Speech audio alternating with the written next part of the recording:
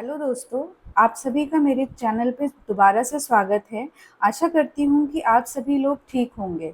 आज हम जिस आईपीओ के बारे में बात करने वाले हैं उसका नाम है KRN heat exchanger and refrigeration limited. जैसा कि आप देख सकते हैं, ये एक बहुत छोटी कंपनी है जिसका मार्केट कैप केवल 1300 करोड़ के आसपास का है। आइए अब हम बात करते हैं पहले इस कंपनी के बारे में कि ये कंपनी करती क्या है। जैसा कि आप देख सकते हैं, ये एक हीट एक्सचेंजर और रेफ्रिजरेशन कंपनी है जो कि ये बनाती है कई सारे एल्युमिनियम और कॉपर के प्रोडक्ट्स जो कि यूज़ होते हैं हमारे कंडेंसर्स में, वाटर कॉइल्स में, हीट एक्सचेंजर्स में या इवेपोरेटर कॉइल जैसी चीज़ों में।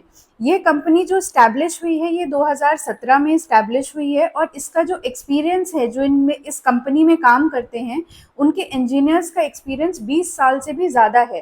तो हम ये कह सकते हैं कि काफ़ी ज़्यादा एक अच्छी कंपनी है और इसके अलावा ये जो काम करती है, ये काफ़ी ड्यूरेबल और लॉन्ग लास्टिंग सॉल्यूशंस प्रोवाइड करती है अपने यूज़र्स को। और ये अपने जो प्रोडक्शन है उसका ऑलमोस्ट 33% जो है वो बाहर एक्सपोर्ट करती है।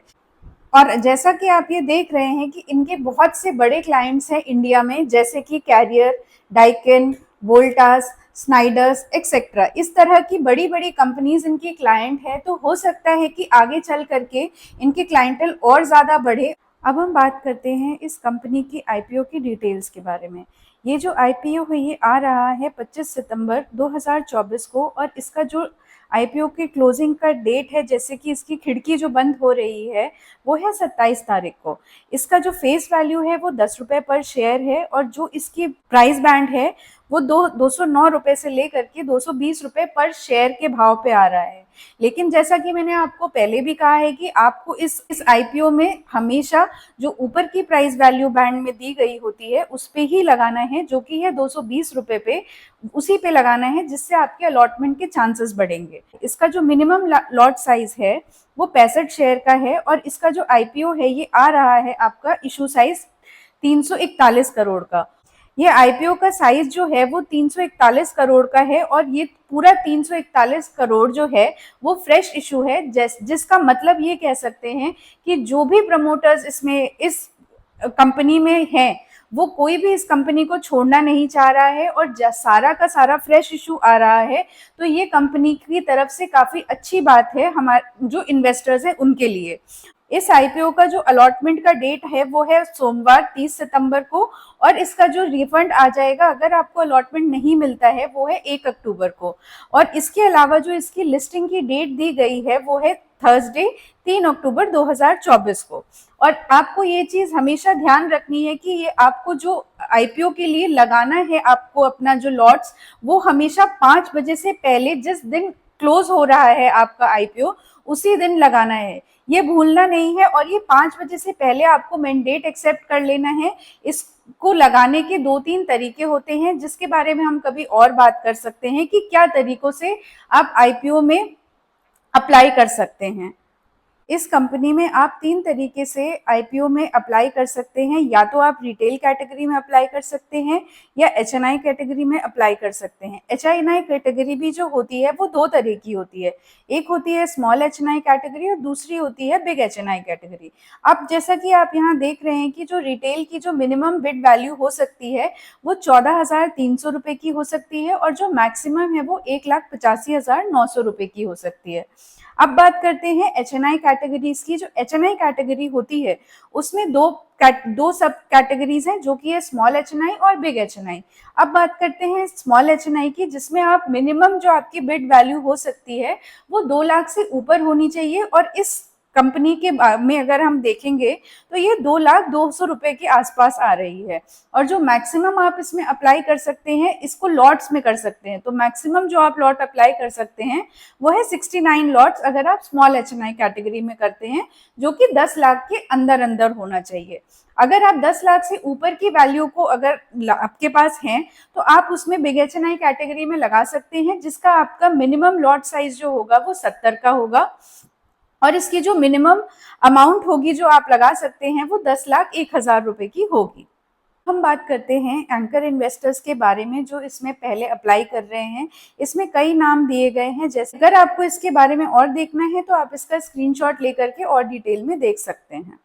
आईपीओ ला क्यों रही है, इसका मेन ऑब्जेक्टिव क्या है, ये इस जो पैसा आप इनको दे रहे हैं वो उसका क्या करने वाले हैं, हमें इस बारे में भी सोचना है। जैसे कि आप ये देख रहे हैं कि ये जो कंपनी है ये राजस्थान में बेस्ड है और ये जो पैसा आईपीओ में रेज कर रही है, इनका जो मेन ऑब्जेक्टिव है वो ये है कि वो नई मैन्युफैक्चरिंग फैसिलिटीज लगाना चाह रहे हैं अलवर में, नीमराना में, और बेसिकली जनरल इन्वेस्टिंग के पर्पस की वजह से वो ये आईपीओ लेकर के आए हैं ये कंपनी। नेक्स्ट अब हम बात करते हैं कंपनी के फाइनेंशियल्स के बारे में। जैसा कि आप अपनी स्क्रीन पे ये देख सकते हैं कि इनका जो फाइनेंशियल्स है वो पिछले 3 साल का दिया गया है, जिसमें कि इनका ऑपरेटिंग प्रॉफिट साल दर साल बढ़ता रहा है, जो कि 2021 मार्च में 5 करोड़ के आसपास था, जो कि इस समय मार्च 2024 में 59 करोड़ का हो चुका है। और इसके अलावा पैट भी जो आप इनका देख रहे हैं, जो कि होता है प्रॉफिट आफ्टर टैक्स, जो कि 3 करोड़ से बढ़ करके आज की डेट में 56 करोड़ रुपए के आसपास पहुंच चुका है। इनका जो कंपाउंडेड सेल्स ग्रोथ है वो भी आप देख सकते हैं 3 साल का 60% के साथ बढ़ा हुआ है, और इनका जो प्रॉफिट ग्रोथ है वो भी आपका 153% के हिसाब से बढ़ा हुआ है, और इनका जो रिटर्न ऑन इक्विटी है वो भी आपका 53% के हिसाब से बढ़ा हुआ है। नेक्स्ट बात करते हैं इनके टोटल एसेट्स और लायबिलिटीज के बारे में, जो काफ़ी पॉजिटिव नज़र आ रहा है, और इसका मतलब यह है कि डेट टू इक्विटी रेशियो जो है वो है 0.45 का, और इसका ये मतलब है कि कंपनी ऑलमोस्ट डेट फ्री है और इसके ऊपर ज़्यादा बोरोइंग्स नहीं है।